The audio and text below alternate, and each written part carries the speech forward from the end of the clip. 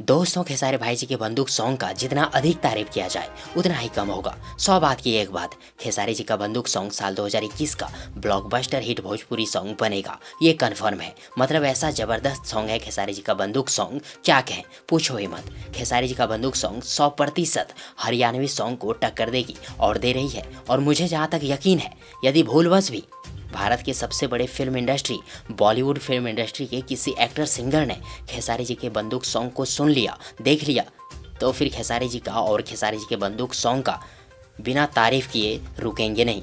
Awesome है, ज़बरदस्त है खेसारी जी का बंदूक सॉन्ग। यदि आप लोगों में से किसी ने अगर अभी तक खेसारी जी के बंदूक सॉन्ग को नहीं सुने हैं, नहीं देखे हैं, तो एक बार प्लीज़ ज़रूर देख लें, ज़रूर सुन लें। क्या कहें, मज़ा आ जाएगा। बस मैं यही कहना चाहूँगा, जय हो खेसारी भाई जी, जय हो। तो फ्रेंड्स, यदि आप सबों को ये वीडियो, ये जानकारी पसंद आई हो तो प्लीज़ वीडियो को लाइक करें, वीडियो को अपने दोस्तों के साथ शेयर करें और हाँ, चैनल को सब्सक्राइब करना और साथ ही चैनल के बेल आइकन को प्रेस करना ना भूलें। थैंक्स, मिलते हैं एक और नई वीडियो लेकर, तब तक के लिए good wishes for good luck.